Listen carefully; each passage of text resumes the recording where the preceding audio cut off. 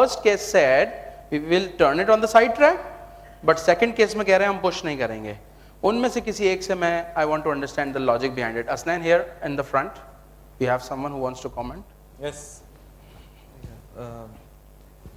Actually, in the second scenario, that will be a murder. Okay. Initially, in the first scenario, it was a decision. And in the first situation, it's not murder. It is. That's what I think. I mean, it's not murder in the first case? It was. But okay. Anyone else wants to comment? Anyone else? No. Okay. Hasnan at the back and on the right side as well. Even an obese guy cannot stop the train. Sorry, could you repeat that? Oh, no, because she says that the situation is hypothetical, right? Yeah, I mean, even if an obese person comes under the train, he'll get killed and he cannot stop. No, this the assumption is that the guy is so fat that he'll stop the train. That's the assumption. That's the assumption in this case. Otherwise, the psychological and the philosophical point will get thrown. Scientifically, I cannot accept it. All right, anyone else? At the back. When ICAP gives you a question, you can't change that. You have to answer it accordingly. Okay. In the first scenario, the person is already on the track, right? So, okay. In the second one, since he isn't parked, I won't go for it. So, in the first case, the person is on not a live track, remember? It's not a live track, it's a side track. In the other case, the person is on the bridge. How's that different? It's the same. I think it's more about how you feel about doing something. So in that case, pushing the person means that you're really killing that person yourself. And in the first scenario, you're thinking, I'm saving 5 lives. So it's really how you. But see, in the second case also, you're saving 5 lives. That's for sure. See, if the distinguish is, we're trying to just distinguish between 5 and 1, right? We're saying, do you want to save 5 or do you want to save 1? Right? So in the first case also, you're trying to save 5 by killing 1. And in the second case also, you're trying to save 5 by killing 1. So the scenario is the same. Yeah. If you're in your room, in your home, you're less cautious about, and even if you're on a road or even on a side track, you're cautious. So these, either it's a live track or the side track. I mean, it's a railway track, so people get more cautious. Should be cautious. I mean, there would be security. I mean, things going on. They should be more cautious. A guy standing on a bridge, enjoying the scenery, I mean, I don't think so. He should be killed. I mean, either this single person or 5 people, everyone should be more cautious and look for the trains. Okay, all right. Any other comment before we continue on the right? Let's reconcile the two. You have a comment? Yes. Comment. जब मैं train चला रहा था तब मेरी responsibility थी, तो इसलिए मुझे चूज करना पड़ा. जब मैं ऊपर ब्रिज पे हूँ तो मेरी रिस्पॉन्सिबिलिटी नहीं है, उस बंदे की रिस्पॉन्सिबिलिटी है जो बस चला रहा है. तो उस वजह से मेरा थोड़ा सा डिसीजन फिर कम. So are you saying that in the first case you were responsible to kill 1 person? Is that what you're saying? Why was you responsible to choose? You are the driver when the train is working correctly, right? If something fails, how does it become your responsibility?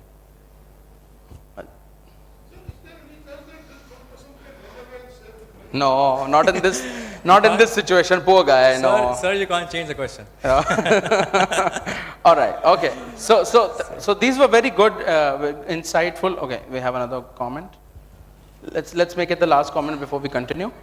I want to ask that driver knows that somebody is standing on this side of the road. Yes. Or not? Yes. If they know if they turn it, they'll kill someone. Yes, they know that. Okay, then this is the only option I can see. Okay. Acha, theek hai. All right, fine. So these were very good answers and very good comments. And what we need to see in this situation is, and Hasnail will take it forward, that how these two situations are different. We need to understand that. In both situations, how is it different? For example, there could be other variations that could make it more interesting. For example, what if you were not the driver, but you were someone who had a switch, and if you change the switch, the track would change. Now, what about the responsibility now? Now you're not the driver. But if you change the switch, the track will change and the train will go on the side track. So there could be other situations that come in. The key underlying element that sometimes we tend to miss might be that in both situations we're kind of making an accounting decision. I think the point is, if you draw parallel between the two situations, in the first situation, you're also making a choice. You're not, devoid of choice. You're making a choice. You're making a choice between 1 and 5. In the second situation as well, you're also making a choice. You're making a choice between 5 and 1. The choice is there. Somebody said responsibility, very nice comment. But I would say, in the first situation, we were looking at things from merely quantitative numbers point of view, something that probably most of the accountants and finance people are used to doing it. But in the second situation, when we give you a variation, your perspective slightly changed towards the right, for example. Even if it is my responsibility, who gave me the right to take somebody's life? Even if, and that too on a situation, जबकि वो सही track पे काम कर रहा है. So our perspective from merely numbers changed to, because इस नई variation ने, नए सवाल ने आपके जहन में एक जो गुबार था शायद, या एक फ्रेम्स आपके जहन बनी हुई थी, या फिर आपके जहन में सिर्फ एक पर्सपेक्टिव से सोच रहे थे, आपने मजीद एक नया पर्सपेक्टिव ऐड किया.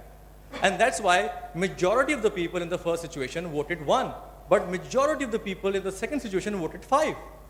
If we assume we have collectively good ethicality level, definitely the majority situation, majority converted to 5. But we're not here giving you any, solution to it. We're not here to give you a solution. We're only trying to establish here that we often look at things from only singular perspective. And that's where we miss out a lot of points. And that is going to be the point of today's presentations. Fayaz. All right. Okay, so this was clearly an hypothetical situation, but this was an ethical dilemma, right? So we had two options and we had to choose one, and we didn't like both of these options. So that is what ethical dilemma is. Two or maybe more unfavorable options with both of them having negative consequences. Now, of course, as I said, this was a hypothetical situation, but when it comes to business environments, of course, there will be situations where your values will be at stake and you might have to choose between two values. That's where an ethical dilemma comes in. Let's look at a more practical example. Let's assume that you are the audit manager in a leading company, and there's one resource in your team, Miss A, who's a good performer, and she does her assignments on time, the quality of work is great. However, due to the recent illness of her husband for the last year or so, the quality of work is going down, and she's also not being able to complete the assignments as they were assigned to her. The problem is that you are yourself under pressure, that you need to complete your targets within time and of course with high quality. And now you're thinking, maybe I need to replace this resource. This is a decision in the gray area. Why?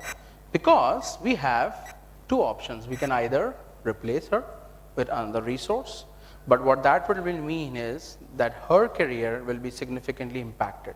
She might not even end up coming back to that organization or at any other organization.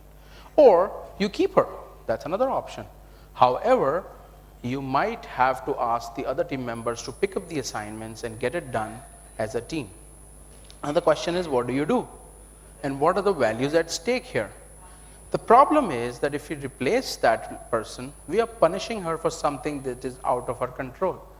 Whenever, she used to work, the quality of work was great, the assignments were on time, but now there's a problem that is out of her control, and you're punishing her for that situation. Alternatively, what you could do is that you ask other team members to contribute and improve themselves and go beyond the work timings. But then aren't you then punishing the other team members for something that is not related to them at all? So this is an ethical dilemma. So what do we do in this situation? These are the situations that you will face in your everyday life. What we want to understand is how each of those decisions that you make have ethical implications that sometimes we don't see. Gray is simply black and white. How is gray created? You mix white with black, you get gray. What we're trying to talk about today is that whenever you see gray, that means there's some black and there's some white hidden inside it. So you need to go deeper to understand what is black and what is white. And why do we sometimes forget that gray means that there is some black and there is some white? So that's the whole discussion about. Now the problem is, in general, people often don't see the ethical implications of decisions. Let me just ask you a question, and it might make you a little uncomfortable.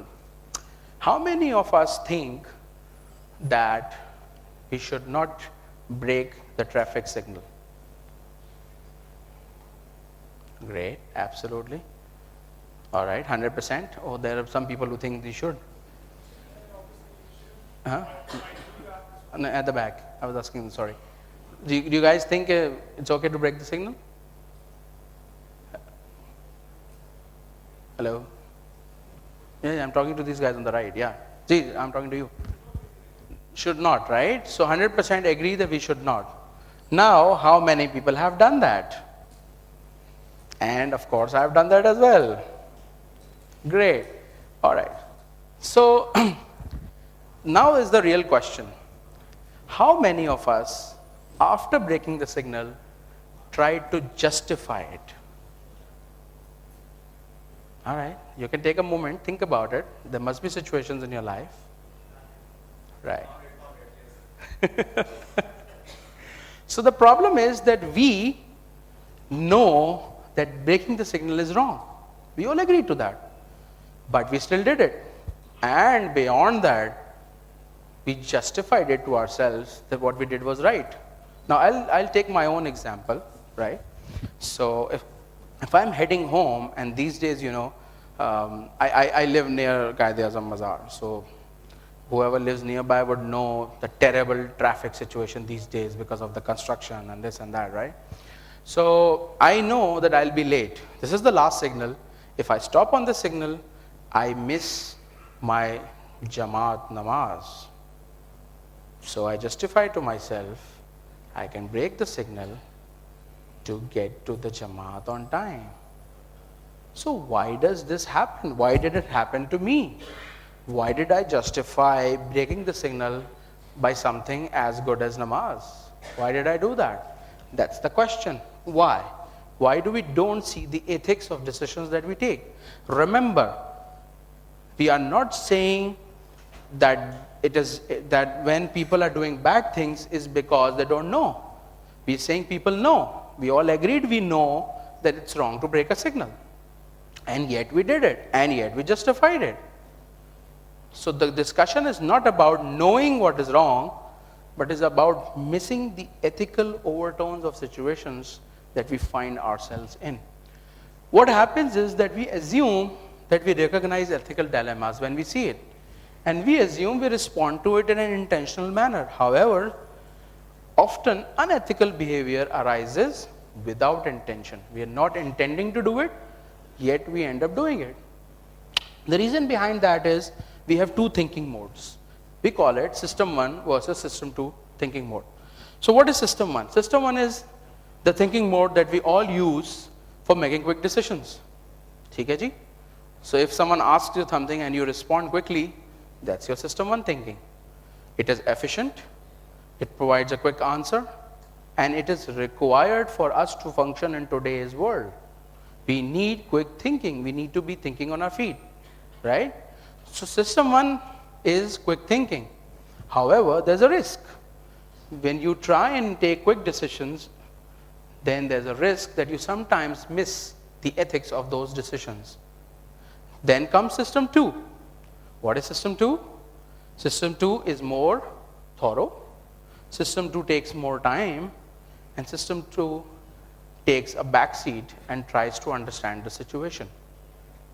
ये दो systems हमारे अंदर मौजूद हैं, और मजे की बात ये है कि ये दोनों ज़रूरी हैं.